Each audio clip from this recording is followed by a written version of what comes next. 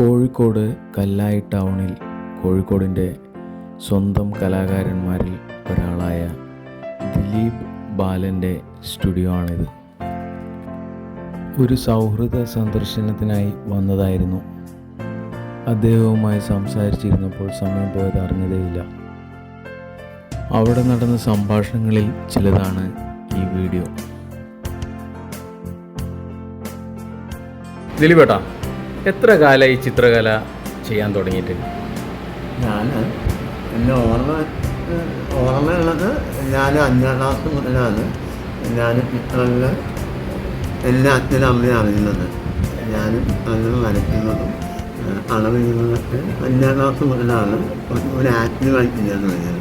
അതിൻ്റെ മുന്നേ ഞാൻ ചിത്രങ്ങളൊക്കെ വരയ്ക്കാറുണ്ട്. ഡ്രോയിങ് ബുക്കൊക്കെ വീട്ടിൽ കൊണ്ടുവെക്കും. അച്ഛൻ കൊണ്ടുവെക്കും. അതിൻ്റെ കളറിങ്ങും ക്രയോൺസ് കൊണ്ട് അത് ക്രയോൺസാണ്. ക്രയോൺസും ഒരു ക്യാമലിൻ്റെ ചെറിയ വലിയ നീളത്തിലൊരു ബോക്സ്, അതിലെല്ലാം കളറില്ല. അതിൽ പല സാധനം ഉൾപ്പെട്ടണക്കിങ്ങനെ ഓരോ എണ്ണത്തെ കളിയാൻ അതിനുള്ള ഓരോ സാധനമൊക്കെ വെച്ച് ഇങ്ങനെ ഓരോന്നും ചെയ്യലൊക്കെയായിരുന്നു.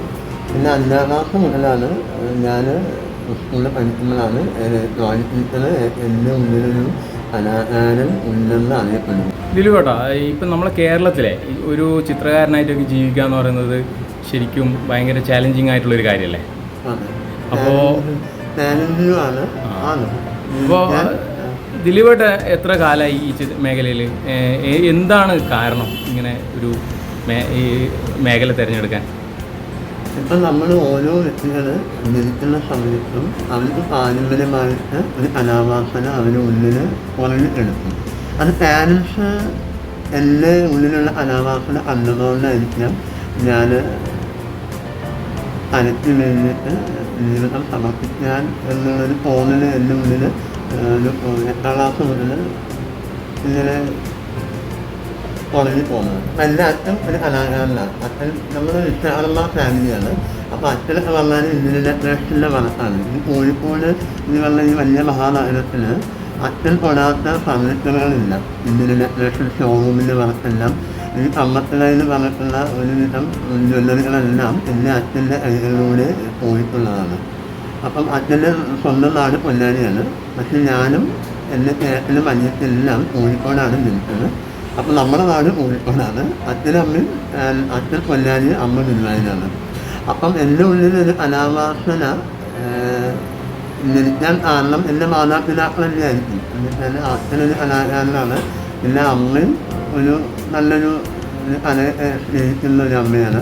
അപ്പം അവരുടെ കുട്ടികൾ കലാവാസന വന്നു. അത് അച്ഛൻ കണ്ടെത്തി, എൻ്റെ ടീച്ചർ കണ്ടെത്തി. പിന്നെ അത് വന്ന് ചേരലാണ് നമ്മൾ. ഞാൻ അതിന് വേണ്ടിയിട്ട് തേടി പോയിട്ടില്ല. കലയ്ക്ക് വേണ്ടി ജീവിക്കണമെന്ന് അത് വന്ന് ചേർന്നതാണ്. ഇപ്പം ദിലീപേട്ട എത്ര കാലമായി ചിത്രകലയിൽ പിടിച്ചു നിൽക്കുന്നു? എത്ര വർഷങ്ങളായി? ഇപ്പം പിടിച്ചു നിൽക്കുമെന്ന് പറഞ്ഞാൽ എനിക്കിപ്പം 50 വയസ്സാവാൻ പോകുന്നു. അപ്പം ഞാൻ പറഞ്ഞില്ലേ 5ാം ക്ലാസ് മുതലേ ചിത്രം വരയ്ക്കുന്നു. പിന്നെ ഞാൻ പല മേഖലകളിൽ ജോലി ചെയ്തിട്ടുണ്ട്. ജ്വല്ലറി ഡിസൈനിങ്, പിന്നെ ഗാർമെൻറ്റ്സ് ഡിസൈനിങ്, അവിടെ ആർട്ടിസ്റ്റായിട്ട്, എംബ്രോയിഡറി ആർട്ടിസ്റ്റായിട്ട്, പിന്നെ ജ്വല്ലറി ലേറ്റിങ്, പിന്നെ ഒരു കമ്പനിയിലെ ആർട്ടിസ്റ്റായി വർക്ക് ചെയ്യുന്നു. അങ്ങനെ പല മേഖലകളിൽ ഞാൻ വർക്ക് ചെയ്ത് വരുന്നു. ഇപ്പം നമ്മുടെ കൊറോണ കാലം ആയപ്പോഴാണ് നമ്മൾ സ്വന്തം ഒരു എന്തുകൊണ്ടൊരു സ്വന്തമായിട്ടൊരു തിരിഞ്ഞു നോക്കിക്കൂടാ എന്നുള്ളൊരു ചിന്ത വന്നിട്ട് ഞാൻ എൻ്റെ ജന്മസ്ഥലമായ കോഴിക്കോടിലെ ചെറിയ അല്ലാനി പുഴയുടെ തീരത്ത് ചെറിയൊരു സ്റ്റുഡിയോ ആണ് ഇത് വാടകയാണ് ആക്ച്വലി. അപ്പം നമ്മളിലേക്കുള്ള തിരിഞ്ഞു നോക്കിയതാണ് ഞാൻ. എന്തുകൊണ്ട് നമ്മളെ ചിത്രം നമ്മുടെ സ്റ്റുഡിയോയിൽ തന്നെ വെക്കൂല, അങ്ങനെ ഒരു ആശപ്പാണ്. അതുകൊണ്ട് അങ്ങ് ചിത്രകല എവിടെ നിന്നാണ് അഭ്യസിച്ചത്? അങ്ങനെ അഭ്യസിച്ചിട്ടുണ്ടോ? ഉണ്ടെങ്കിൽ അത് എവിടെ നിന്നാണ്? ചിത്രകല ഞാൻ പറഞ്ഞല്ലോ 5ാം ക്ലാസ് മുതൽ ചിത്രം വരയ്ക്കുകയാണ്. പക്ഷേ ചിത്രത്തിനെ കുറിച്ചിട്ടുള്ള കൂടുതൽ കളർ ചെയ്യാനുള്ളതെങ്ങനെ, പെൻസിൽ ഡ്രോയിങ് എങ്ങനെ, ക്രയോൺസ് എങ്ങനെ ചെയ്യണം, ഓയിൽ പെന്ന് എങ്ങനെ ചെയ്യണം എന്നുള്ളത് എനിക്ക് 5ാം ക്ലാസ് മുതൽ 10ാം ക്ലാസ് വരെ എൻ്റെ സ്കൂളിൽ ഡ്രോയിങ് ടീച്ചർ ടീച്ചറാണ്. ആ കാര്യങ്ങളൊക്കെ എന്നെ സെപ്പറേറ്റ് ആയിട്ട് ടീച്ചർ ക്ലാസ് എടുക്കായിരുന്നു. ഓരോന്നിനും വാക്കുകളാണ് ഇങ്ങനെ ചെയ്യണം. അപ്പം എനിക്ക് എൻ്റെ വലിയൊരു അനുഗ്രഹം അതാണ്. ടീച്ചർ എൻ്റെ ഉള്ളിലുള്ള അനാഥാരൻ്റെ അന്നത്തെ എനിക്ക് ആവശ്യമുള്ള എല്ലാ സാധനങ്ങളും 10ാം ക്ലാസ് വരെ എന്നെ പഠിപ്പിച്ചു. അത് കഴിഞ്ഞിട്ട് ഞാൻ സ്കൂൾ ഓഫ് ഫൈനാൻസ് വന്നിട്ട് നമ്മുടെ കോഴിക്കോടുള്ള സമാജ് ഇൻസ്റ്റിറ്റ്യൂട്ടുണ്ട്. അവിടെ 2 കൊല്ലം പഠിച്ചു. അത് കഴിഞ്ഞിട്ട് ഞാൻ പിന്നെ അനാഗ്രാമത്തിന് എനിക്കന്ന് ജോലി ഉണ്ടായിരുന്നു. അനാഗ്രാമം മില്ലം ഫൗണ്ടേഷൻ പറഞ്ഞൊരു വലിയൊരു ജ്വല്ലറി ഫാക്ടറിയിൽ അവിടെ ഡിസൈനറായിട്ടും അവിടെ ഓൾറൗണ്ടറായിട്ട് ഞാൻ വർക്ക് ചെയ്യുന്നു. അപ്പം അവിടെ ഞാൻ മ്യൂറൽ പെയിൻറ് പഠിക്കാൻ അനാഗ്രാമത്തിന് ചേർന്നു. അത് ഡേവിഡ് മാഷിന് അതിനുള്ള കുറേ ആൾക്കാരിന് വലിയൊരു അനാഗ്രാമരുടെ കൂട്ടായ്മയുള്ള വലിയൊരു സ്ഥാപനമാണ്. അവിടെ മ്യൂറലിന് പല ടീച്ചേഴ്സ് ഉണ്ട്. അവിടെ പൊന്മണി ടീച്ചർ, കേആർ ബാബു, പിന്നെ മനുഷ്യരാജ്, അവരുടെ കീഴിലെല്ലാം അവരുടെ കളർത്തോളങ്ങളൊക്കെ കണ്ട് അവരെങ്ങനെ ചെയ്യുന്ന രീതികൾ എന്നൊക്കെ കണ്ട് വളരെ നമുക്ക് കുറേ അറിവുകൾ ഡേവിഡ് മാഷ് എടുക്കുമ്പം നമ്മുടെ സംസാരം എങ്ങനെ അവർ സംസാരിക്കുന്ന രീതി, അതിനെക്കുറിച്ച് എങ്ങനെ സംസാരിക്കുന്നു, അതെല്ലാം ഞാൻ ഉൾക്കൊള്ളും. എൻ്റെ സ്വഭാവം എന്ന് വെച്ചാൽ അനാകാരന്മാരെ ആരെങ്കിലും ഒരാളെ കിട്ടിയാലും ഞാൻ ചോദിക്കാവുന്നവരെ എങ്ങനെയാണ് നമ്മളൊരു ചിത്രം വരയ്ക്കേണ്ടത് എന്നുള്ള പല ചോദ്യങ്ങളും അവർ തരുന്ന നല്ല നല്ല ഉപദേശങ്ങളൊക്കെ ഞാൻ സ്റ്റോർ ചെയ്ത് വെക്കാറുണ്ട്. അതെൻ്റെ ഒരു ക്വാളിറ്റി ആയിട്ടാണ് എനിക്ക് തോന്നുന്നത്. അതൊക്കെ എനിക്ക് മുൻകാലുള്ള പിൽക്കാലത്തുള്ള ചിത്രങ്ങളൊക്കെ വളരെ പ്രയോജനമായി. എനിക്ക് ഏറ്റവും ഇഷ്ടം അബ്സ്ട്രാക്റ്റ് ആയിട്ടുള്ള ചിത്രങ്ങൾ വരയ്ക്കാനാണ്. അത് കളർഫോൾസ് വെച്ചിട്ട് അങ്ങനെ ചെയ്യാനിഷ്ടം. പിന്നെ മ്യൂറലിനോടും എനിക്ക് വളരെ ഇഷ്ടമുള്ളതുകൊണ്ടാണ് ഞാൻ അനാഗ്രാമത്തിന് മ്യൂറൽ പഠിക്കാൻ പോയത്. ഓക്കെ, ഇത്രയും കാലം, അതായത് എനിക്ക് തോന്നുന്നു ഒരു 10-20-25 വർഷത്തോളം ഇങ്ങനെ ഈ ചിത്രകലയിൽ ഇങ്ങനെ പ്രാക്ടീസ് ചെയ്യുന്ന ഒരു കലാകാരനാണ് ദിലീപേട്ടൻ. കോഴിക്കോട് താമസിച്ച് വർക്ക് ചെയ്യുന്നു. ഒരു ചെറിയ സ്റ്റുഡിയോ ഉണ്ട് ഇവിടെ. അപ്പം അങ്ങേക്ക് എന്തെങ്കിലും ഗവൺമെൻറ് തലത്തിലുള്ള എന്തെങ്കിലും, ഇപ്പോൾ ലളിതകല അക്കാദമി പോലുള്ള കുറേ സംവിധാനങ്ങളുണ്ടല്ലോ കലാകാരന്മാരെ സഹായിക്കാൻ. അപ്പോൾ അങ്ങേക്ക് എന്തെങ്കിലും അതുപോലുള്ള എന്തെങ്കിലും പ്രോത്സാഹനമോ അംഗീകാരങ്ങളോ സഹായങ്ങളോ ലഭിച്ചിട്ടുണ്ടോ? സഹായങ്ങളെന്ന് പറഞ്ഞാൽ നമുക്ക് കേരളത്തിലെ കലാകാരന്മാർക്ക് പെൻഷൻ പെൻഷനൊന്നുമില്ല. അപ്പോൾ ഉള്ള പെൻഷൻ പെൻഷന് നമ്മുടെ സർക്കാരിന് കൊടുക്കാൻ പറ്റുന്നില്ല. അത് കൊടുക്കാനുള്ള നല്ലൊരു അവസരം അവർക്ക് ഉണ്ടാവട്ടെ എന്നുള്ളൊരു പ്രാർത്ഥനയാണ് എനിക്ക്. പിന്നെ അക്കാദമിയിൽ 2-3 ക്യാമ്പ് കിട്ടിയിട്ടുണ്ട്.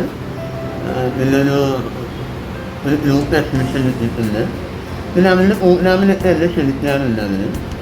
അങ്ങനെയൊക്കെ പോകുന്നു. പിന്നെ കേരളത്തിൻ്റെ പുറത്തും കുറച്ച് കലയോട് സംബന്ധിച്ചിട്ടുള്ള ഓരോ സംഘടനകളിലൊക്കെ നമുക്ക് ചിത്രങ്ങൾ വരയ്ക്കാനുള്ള അവസരങ്ങളും ക്യാമ്പുകളൊക്കെ കിട്ടിയിട്ടുണ്ട്. പിന്നെ അതിലുപരി നമ്മളിത് മൂവിയിൽ, ഒരു മനോഹരമായ മൂവിയിൽ ജീവിക്കുക എന്നുള്ളതാണ് ഒരു കലാകാരന് ഏറ്റവും വലിയ എന്താ പറയുക ഒരു അനുഗ്രഹം. അതിൽ ഏറ്റവും വലിയ കലാകാര പ്രകൃതിയാണ്, നമ്മളല്ല.